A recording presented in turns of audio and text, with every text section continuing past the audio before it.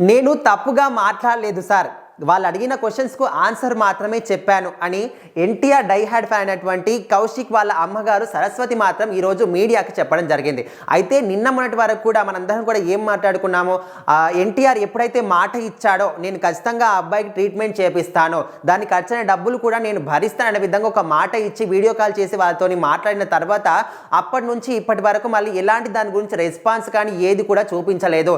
ఇక్కడ మాకు హాస్పిటల్లో కట్టాల్సిన డబ్బులు కూడా పేమెంట్లో ఉన్నాయి అనే విధంగా ఒక వాళ్ళు మీడియా ముందు మాట్లాడడం జరిగింది.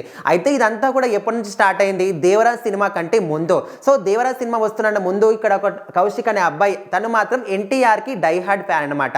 సో తను క్యాన్సర్తో బాధపడుతున్నాడు. నేను జూనియర్ ఎన్టీఆర్కి డై హార్డ్ ఫ్యాన్ని, నేను కనీసం ఈ దేవరాజ్ సినిమా చూసేంత వరకైనా బతికుండాలి, తర్వాత చనిపోయినా కూడా ఓకే అనే విధంగా వాళ్ళు అప్పట్లో ఒక మెసేజ్ మాత్రం బయటకు వచ్చింది. సో అప్పుడు ఆ మెసేజ్కి జూనియర్ ఎన్టీఆర్ రియాక్ట్ అవుతూ తనకి వీడియో కాల్ చేసి మరి తనను పరామర్శించడం, తనకు ధైర్యం చెప్పడం జరిగింది. నీకేమీ కాదు, నీ ఆరోగ్యం గురించి నేను చూసుకుంటాను, నీకు చికిత్సకు అయ్యే ఖర్చంతా కూడా నేనే భరిస్తాను, ధైర్యంగా ఉండండి అనే విధంగా వాళ్ళకు ధైర్యం చెప్పాడు. చెప్పినప్పటి నుంచి ఇప్పటి వరకు ఎలాంటి స్పందన రాలేదు. హాస్పిటల్లో బిల్లు కట్టాలి, మాకు చాలా ఇబ్బందిగా ఉంది సార్, మమ్మల్ని ఆదుకోండి అనే విధంగా మళ్ళీ ఒకసారి మీడియా ముందుకు వచ్చినప్పుడు సో ఇప్పుడు మాత్రం జూనియర్ ఎన్టీఆర్ దానికి స్పందించి విత్ ఇన్ మినిట్స్లోనే వాళ్ళకు మాత్రం కట్టాల్సిన పేమెంట్ ఎంత ఉందో అంతా కూడా వాళ్ళకైతే పేమెంట్ చేయడం జరిగింది. సో ఆ తర్వాత మళ్ళీ వాళ్ళ అమ్మగారు మీడియాతో మాట్లాడుతూ ఏం చెప్పారంటే, నేను ఏం తప్పుగా మాట్లాడలేదు సార్, జస్ట్ వాళ్ళు అడిగిన క్వశ్చన్స్కి నేను సమాధానం చెప్పాను అంతే.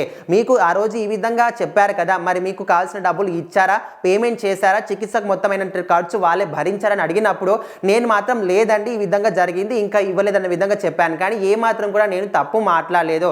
మొత్తానికి మా ఫ్యామిలీలో ఉన్న ప్రతి ఒక్కరం కూడా నీకు అభిమానులమే, మీకు అందుకోసమని మా అబ్బాయి కోసం మేము పోరాడుతున్నాడు, ఆయన ప్రాణాలతో పోరాడుతున్నాడు అని చెప్పేసి ఆ విధంగా వీడియో చేశారు. మీరు ఆదుకున్నారు, మీకు శతకోటి వందనాలు, thank you so much sir అనే విధంగా మీడియాకి జూనియర్ ఎన్టీఆర్కి అయితే ధన్యవాదాలు చెప్పింది.